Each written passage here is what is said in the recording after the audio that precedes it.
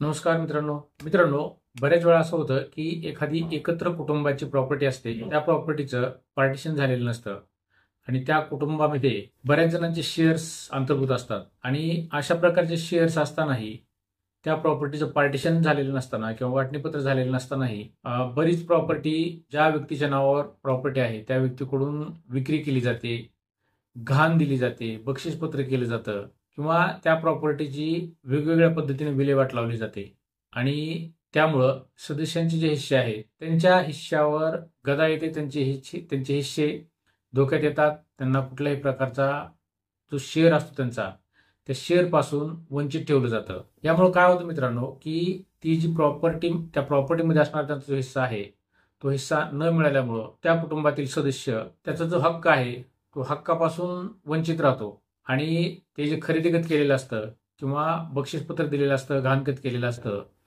या अशा गोष्टीमुळं त्या कुटुंबातील सदस्यांना त्यांच्या हक्कापासून वंचित राहावं लागतं.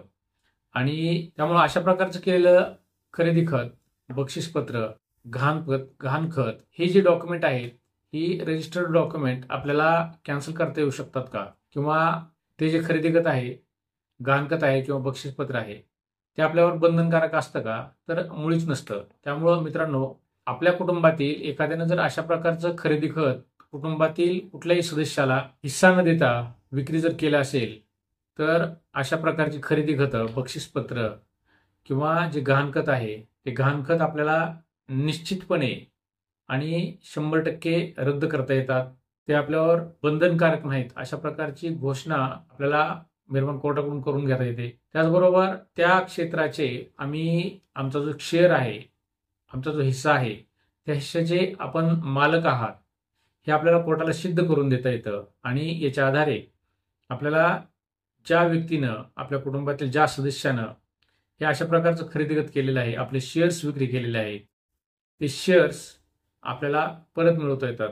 पण त्यासाठी सगळ्यात महत्त्वाची गोष्ट म्हणजे आपल्याला आपल्या ज्या तालुक्यामध्ये जवळचं जे कोर्ट आहे, दिवाणी न्यायालय, त्या दिवाणी न्यायालयामध्ये आपल्याला ते जे खरेदी खत आहे, बक्षीसपत्र आहे किंवा गहाणखत, what ever document it may be, तर तो डॉक्युमेंट आपल्यावर बंधनकारक नाही आणि त्या प्रॉपर्टीमध्ये माझा जो काही हिस्सा असेल, म्हणजे कोणाचा अर्धा हिस्सा असेल, कोणाचे तिसरा हिस्सा असेल, चौथा हिस्सा असेल, तो जो हिस्सा आहे त्या हिस्सापर्यंतचं खरेदी खत माझ्यावर बंधनकारक नाही. मी त्या 1/4 प्रॉपर्टीचा मालक आहे. त्यामुळं ती प्रॉपर्टी जी घरातील माझ्या सदस्यांनी विकलेली आहे, ती प्रॉपर्टी मला परत मिळावी, अशा प्रकारचा दावा आपल्याला जवळच्या मेहरबान कोर्टामध्ये करता येऊ शकतो. त्याचबरोबर खरेदी खत झाल्यानंतर ती जी प्रॉपर्टी असते, त्या प्रॉपर्टीवर जो खरेदी घेणार आहे, तो खरेदी घेणारा त्या प्रॉपर्टी, त्याचा जो कब्जा आहे खरेदी खताआधारे त्यानं मिळवलेला, तो कब्जा प्रत्यक्ष ताब्यात घेण्यासाठी त्या प्रॉपर्टीमध्ये येण्याची शक्यता असते. त्यावेळेस आपल्याला मेहरबान कोर्टामधून निरंतर म्हणायचा दावा दाखल करून आपल्याला त्या दाव्यामध्ये आपला जो शेअर आहे तो, त्या शेअरमध्ये तो जो पर्चेसर आहे त्या पर्चेसरनं येऊ नये किंवा त्याच्या मार्फत त्याचे येणारे जे लोक आहेत, म्हणजे त्याचे नोकर असतील, त्याचे एजंट असतील किंवा इतर जे काही त्यांना नेमलेले लोक असतील, त्यांनी येऊ नये, अशा प्रकारचा दावा आपल्याला मेहरबान कोर्टामध्ये दाखल करता येतो. यामध्ये सिव्हिल प्रोसिजर कोडमध्ये याबाबतच्या तरतुदी करण्यात आलेल्या आहेत.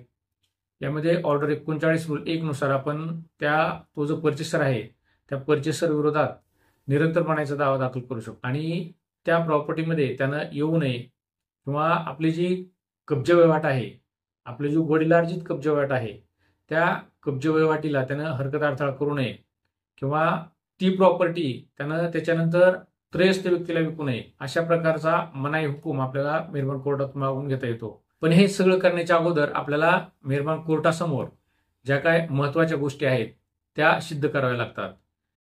त्यामध्ये सगळ्यात महत्वाची गोष्ट, ही जी प्रॉपर्टी आहे ही माझी वडिलांचीच प्रॉपर्टी आहे आणि वंश परंपरेनं आम्ही त्या प्रॉपर्टीचा उपभोग घेत होतो. आमची जी फॅमिली आहे ती अनडिवायडेड फॅमिली आहे आणि हे अनडिवायडेड फॅमिली असल्यामुळं आमचं वाटणीपत्र झालेलं नाही आणि वाटणीपत्र झालेलं नसतानाही आमच्या घरातील ह्या XYZ व्यक्तीनं जे खरेदी खत तुम्हाला दिलेलं आहे किंवा त्या प्रतिवादीला दिलेलं आहे, ते खरेदी खत बेकायदेशीर असल्याचं जाहीर करून घेता येतं. त्याचबरोबर ते खरेदी खत आपल्याला कॅन्सल करून घेता येतं. दावा दाखल केल्यानंतर दरम्यानच्या काळामध्ये एखाद्या व्यक्तीनं, खरेदी घेणाऱ्या व्यक्तीनं त्या प्रॉपर्टीमध्ये आपले जे शांततामय कब्जेवट आहे त्या कब्जेवटीला हरकत अडथळा करू नये अशा प्रकारचा तुर्तातुर्त मनाई आदेश, म्हणजे त्याला इंग्लिशमध्ये टेम्पररी इंजंक्शन म्हटलं जातं, ते टेम्पररी इंजंक्शन आपल्याला मिळवता येतं. मित्रांनो, ही जी प्रॉपर्टी असते ही प्रॉपर्टी सगळ्यात महत्वाची गोष्ट म्हणजे ती वडिलांची प्रॉपर्टी असणं गरजेचं असतं. त्या प्रॉपर्टीमध्ये तुमचे किती हिस्से आहेत, तुमचा कितवा हिस्सा आहे, हे सगळं त्या दाव्यामध्ये आपल्याला नमूद करावं लागतं.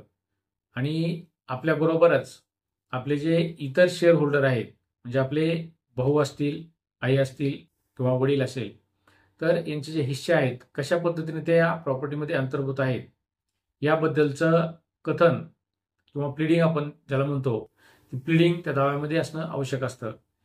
त्याचबरोबर अशा प्रकारचे दिलेले जे खरेदी खत आहे ते खरेदी खत कॅन्सल करण्यासाठी आपल्याला त्या खरेदी खताची जी किंमत असते, त्या खरेदी खतामध्ये नमूद केलेली किंमत, ते नमूद केलेल्या किमतीवर आपल्याला कोर्ट फीस भरावं लागते. कोर्ट फीस भरल्यानंतरच ते खरेदी खत रद्द करता येतं. तुम्ही फक्त डिक्लेरेशन जर मागितलेलं असेल तर त्याच्यासाठीची कोर्ट फीस भरावी लागते.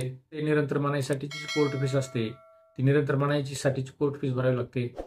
त्याचबरोबर दावा दाखल केल्यानंतर त्या दाव्यामध्ये ती प्रॉपर्टी आपली कशा पद्धतीने वडिलांची प्रॉपर्टी आहे याबद्दल आपण सिद्ध करणं गरजेचं असतं. ती प्रॉपर्टी आपल्याला कशा पद्धतीने मिळाली असती, किंवा ती प्रॉपर्टी माझ्या आजोबाची होती, आजोबाच्या नंतर ती प्रॉपर्टी माझ्या वडिलांच्या नावावर आली, वडिलांच्या नंतर त्या प्रॉपर्टीचे आमच्या बहीण भावामध्ये कशा प्रकारचे हिस्से आहेत, आमचा किती हिस्सा आहे, तो हिस्सा नमूद करावा लागतो. आणि ही जी प्रॉपर्टी आहे ही बेकायदेशीरपणे विक्री केलेली प्रॉपर्टी, ह्या ही प्रॉपर्टी आमच्या हिश्श्याप्रमाणे आम्हाला जर नाही मिळाली तर आपल्याला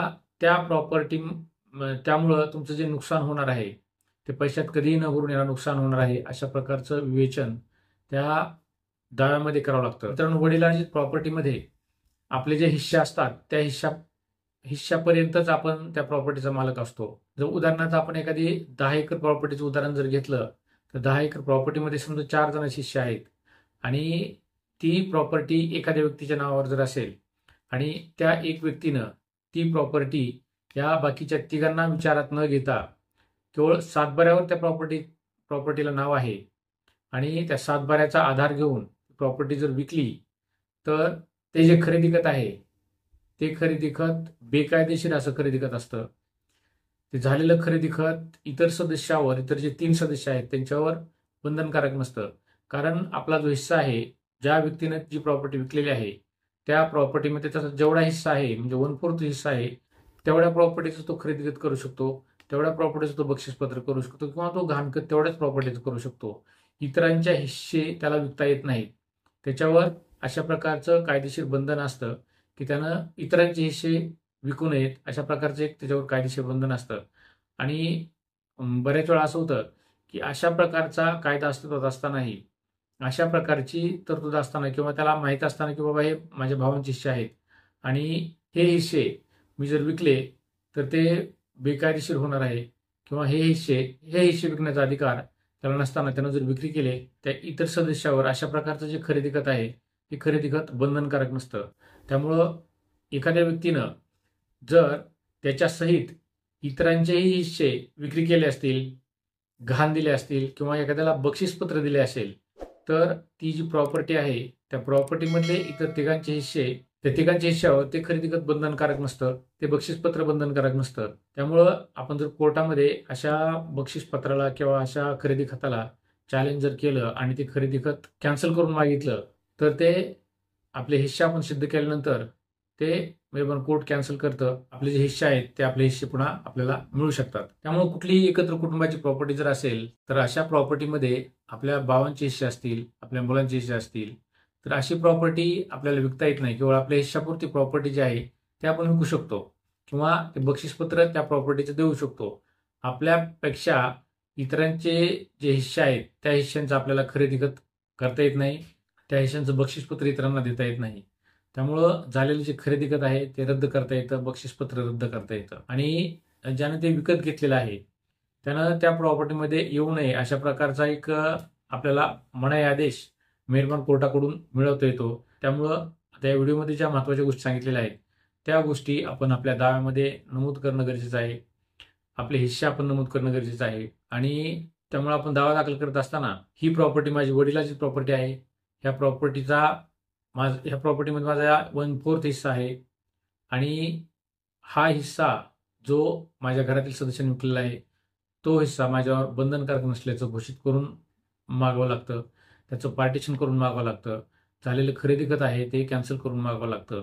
आणि तो जो पर्चेसर आहे किंवा विकत घेणारा त्याने त्या प्रॉपर्टीमध्ये येऊ नये अशा प्रकारचा एक निरंतर मनाई हुकूम आपण मागू शकतो.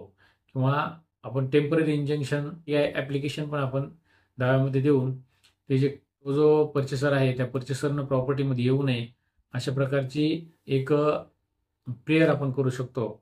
म्हणजे यामुळं काय होईल की त्या प्रॉपर्टीचा जो वाद चालू आहे त्या वादाच्या दरम्यान म्हणजे दावा दाखल केल्यापासून ते दाव्याचा अंतिम निकाल लागेपर्यंत मेहरबान कोर्ट आपली जी प्रॉपर्टी आहे त्या प्रॉपर्टीमध्ये आपले जे हक्क आहे अबाधित ठेवण्यासाठी आपल्याला तुर्तातुर्त मनाई आदेश देतं, ज्याला टेम्पररी इंजंक्शन असं म्हटलं जातं. आणि हे टेम्पररी इंजंक्शन जे असतं ते दाव्याचा अंतिम निकाल लागेपर्यंतच ते टेम्पररी इंजंक्शन असतं. ज्यावेळेस फायनल जजमेंट होतं त्यावेळेस पूर्ण केसमध्ये झालेले साक्षी पुरावे विचारात घेतले जातात, वादीचा पुरावा विचारात घेतला जातो, त्याचे शाहिद काय विचारात घेतले जातात आणि झालेलं खरेदी खत हे कशा पद्धतीनं चुकीचं आहे किंवा ते कायदेशीर आहे का बेकायदेशीर आहे याचाही विचार करून कोर्ट जर त्यामध्ये आपले हिस्से असतील तर ते आपला हिस्सा विकलेला असेल आणि तर ते जे खरेदी खत आहे ते खरेदी खत मेहरबान कोर्ट कॅन्सल करू शकतं. मित्रांनो, ही होती एकत्र कुटुंबाच्या प्रॉपर्टीबद्दलची माहिती. ही प्रॉपर्टी विक्री केल्यानंतर आपल्याला ते खरेदी खत रद्द करता येऊ शकतं का किंवा आपले हिस्से जे आहेत ते आपल्याला परत मिळवता येतात का याबद्दलची माहिती. मित्रांनो, ही माहिती तुम्हाला कशी वाटली याबद्दलच्या कमेंट बॉक्समध्ये राईट डाऊन करा. चॅनलवर तुम्ही जर नवीन असाल तर चॅनलला सबस्क्राईब करा, व्हिडिओला लाईक करा आणि शेअर करायला विसरू नका. धन्यवाद.